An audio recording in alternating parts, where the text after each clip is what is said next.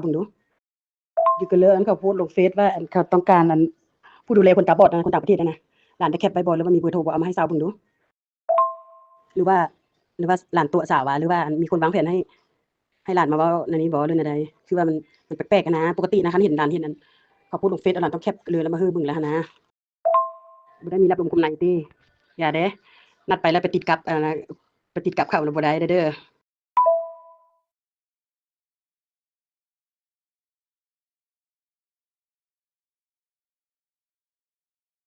ว่าแนวใดเพราะว่าอีพุทธนั้นมันมักไสหลานมาตั๋วสาวเด้มื้อสุดนั้นก็คือเดียวว่าเขาต้องการสาวเพ็งโทรหาสาวพุทธแหมอันสาวพุทธว่าอันมีเรื่องสำคัญคันสาวเพ็งบ่อยากไปแล้วแม่นบ่ต้องโทรไปก็ได้หั้นนะ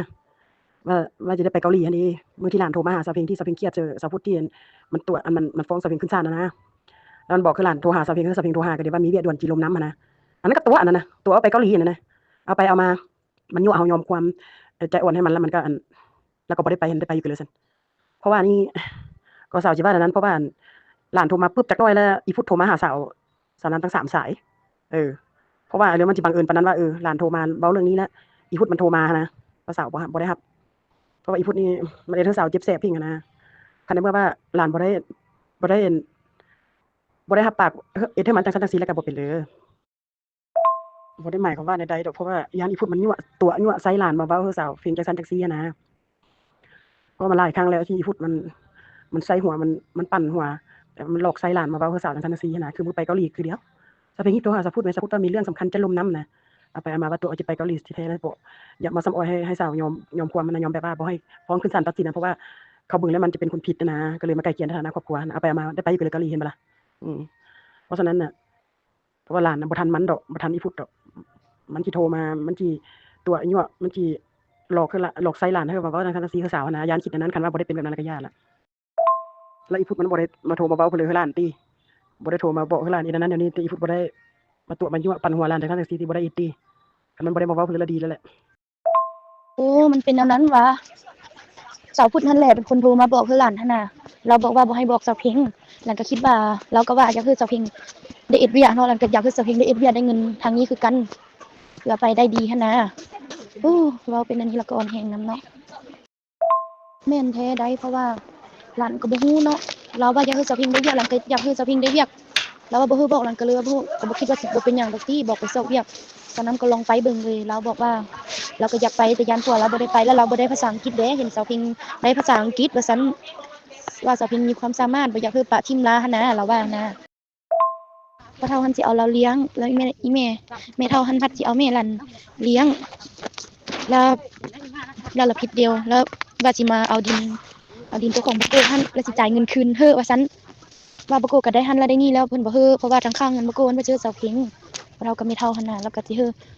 ดินนาปลูกมันหั่นแล้วก็ดินปิดนาหั่นเพิ่นว่าหั่นน่ะแล้วสาวพุทธแล้วสิมา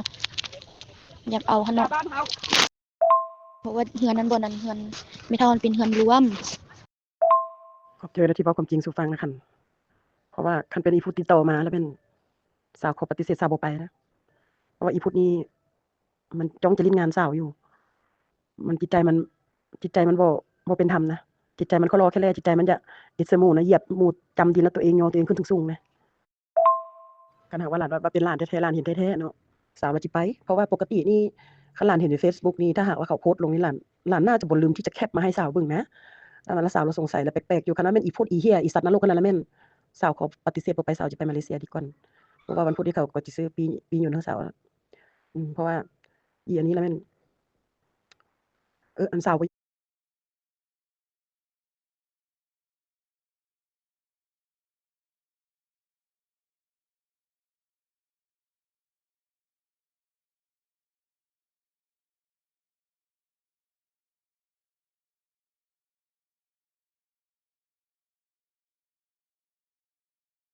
อันเรื่องอันเลี้ยงเฮือนเลี้ยงพ่อเฒ่าแม่เฒ่าอะนะผู้ใดสิอยู่แล้วก็อยู่เพิ่นจะเอาผู้ใดแล้วก็ผู้นั้นก็อยู่เพิ่นบ่เอาสาวเพ็งแล้วก็บ่เป็นหยังแต่ว่าสาวเพ็งไปเฮ็ดเวียกเฮ็ดนั้นได้เงินได้คำแล้วก็สิฝากไว้ให้เพิ่นนั่นแหละฝากไว้ให้เพิ่นกินอยู่ซื้อยกซื้อยาแล้วก็ดูแลอีกวันนั่นแหละอืมถามว่าเพิ่นบ่เอาเลี้ยงเฮือนแล้วโอ๊ยสิทิ่มสิปะเพิ่นน่ะสาวบ่เฮ็ดดอกสาวสัญญาว่าชาตินี้น่ะถึงว่าสาวจะมีเงินหรือบ่มีเงินสาวจะได้รับดีหรือบ่ได้ดีสาวก็จะบ่มีวันทิ่มพ่อเฒ่าแม่เฒ่าเด็ดขาดอืมสาวสัญญาเลย แล้วก็ได้เงินมีเงินแล้วก็จะส่งจะยื่นเพิ่นคือเก่าถึงว่าเพิ่นจะปฏิเสธบ่เอาสาวเพลงก็บ่ได้ว่าหยังแต่ว่าปีแล้วหั้นนะอยู่นำเพิ่นช่วยเฮ็ดเวียกโน่นนั่นนี่หาเงินนำกันมาถ้าบ่ให้สาวเพลงอยู่ก็ควรแบ่งให้สาวเพลงก็คือว่าหั้นแหละแล้วสาวก็รู้ตัวดีว่าพ่อเฒ่าแม่เฒ่าน่ะเพิ่นบ่ปลื้มสาวเพลงแหละเพราะว่าสาวเพลงนี่ขี้คร้านเพิ่นว่านะบ่คือแต่ก่อนว่าเพิ่นก็เว้าต่อหน้านั่นแหละบ่มันคือสาวพุทธว่าซั่นโอ๊ยระหว่างกับคนตอแหลว่าซั่นซะสะคันว่าคนตอแหลต่อหน้าอิดเอาหน้าแล้วกับคนที่บ่ตอแหลว่าซิซะอยู่แบบเดิมปกติเหมือนเดิมแต่ว่าถ้าหากว่าสิขี้คร้านเดี๋ยวก็อาจจะเป็นนั้นเพราะว่ามันตุ้ยมันอึดอัดนิดหนึ่งเนาะก็บ่ว่ากันคนตอแหลนี่คนสร้างภาพนี่กับคนจริงใจคนซื่อสัตย์ที่แบบกับคนบ่ตอแหลนี่พ่อเฒ่าแม่เฒ่าหรือว่าพ่อเฒ่านี่มักคนตอแหลว่ะมักคนสร้างภาพมักคนอิดเอาหน้าหั้นนะแต่สาวบ่เอ็ดบ่เป็นสาวบ่อยากเอ็ดสาวติดตอแหลบ่เป็นเอ็ดเป็นอยู่แต่บ่อยากเฮ็ดอืมบ่อยากเอ็ดบ่อยากเป็นคนแบบนั้นเออเบิ่งแหม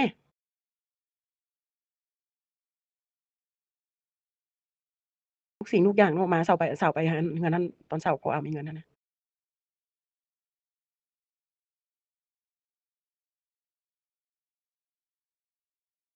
บ่เว้านี่บ่เห็นว่าเฮาว่าสิว่าเฮาดีบ่ว่าจักอย่างบ่ว่าบ่เคยว่าได้กินย้อนอีเพ็งจังซั่นสิว่าอีเพ็งเป็นคนดีจังซั่นสิบ่เคยเว้าแต่ก็บ่เป็นหยังแต่เช้าก็บ่ว่าสิสั่งเพิ่นดอกก็เข้าใจแต่ว่าลาวน่ะมักคนตอแหลนะพะเฒ่านะชอบพูดตอแหลใส่โอ๊ยโน่นนั่นนี่ของกินซื้อไปนี่บ่ได้เอาปะไว้เฮือนได้แม่เฒ่ารายงานเนาะ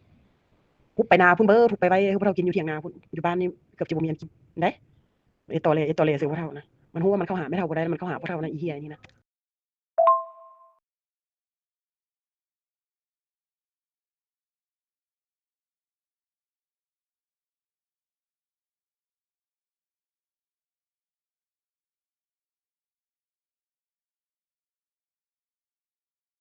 แม่สาวบ่กล้าไปเพราะว่าคันแม่นหลาน100%ที่ว่าหลานเห็นแท้ๆแล้วแม่นสาวก็จึงว่าหลานก็อยากอยากจูบสาวเนาะอยากจะแนะนำให้สาวไปเฮ็ดเวียกที่ดีอยากได้งานที่ดีก็ดีใจหั้นนะแต่ถ้าหากว่าเป็นความแนะนำจากอีพุทธอีเหี้ยอีสัตว์นรกนั่นล่ะแม่นสาวบ่ขอไปสาวบ่รับสาวฟังอยู่แต่บ่ไปบ่รับแล้วก็บ่เอาอีกบ่ขอความช่วยเหลือจากมันอีกแล้วก็บ่เอาอีกบ่ขอความช่วยเหลือจากมันอีกในชาตินี้ว่าซั่นซะอืม มันกับสาวผิงน่ะมันต่างคนต่างอยู่ผิงน่ะมันต่างคนต่างอยู่แล้วก็บ่ต้องมาพัวพันกันอีกอะนะสาวเบื่อสาวอิ่มสาวซังมันเฮ็ดซังได้ซังว่าต่อหน้าเฮานี่เว้าอีกอย่างรับหลังเฮาเว้าอีกอย่างมันคิดว่าสาวบ่ฮู้ที่มันเว้าซื่อสาวเว้าสารพัดเจ็บ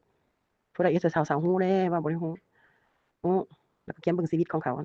คิดจะให้สาวตายมันน่าจะตายคิดจะให้สาวชีวิตของสาวชิบหายวายบอดชีวิตมันนั่นแหละสิชิบหายวายบอดน่ะอืมผมเพิ่นโยโตนี่มันดีวะเหยียบเพิ่นจำดินแล้วยกตัวเองขึ้นสูงๆนี่มันดีบ่อืมบ่มีสัญญาณวะสัญญาณหายแล้วมันดับเอาเองแล้วฟ้าวแต่งกินแล้วบ่ได้โทรกลับเลยโอเคๆเดี๋ยวคุยกันใหม่จ้ะบ๊ายบาย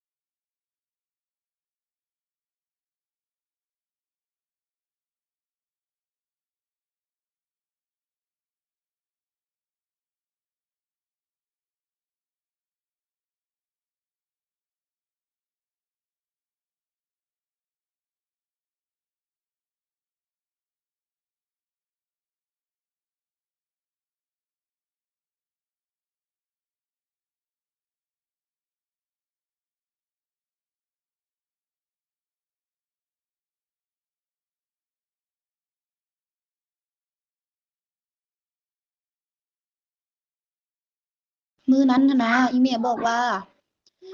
เราบอกว่าสิขายหั่นน่ะแล้วว่าคัน15ล้านแล้วอีแม่สิซื้อไว้มาขี่เพิ่นว่าหั่นน่ะ15ล้านแล้วเพิ่นสิซื้อมาขี่แล้ววันนั้นเราจะพูดแล้วอีกต่อไปไว้ว่าขายแล้ว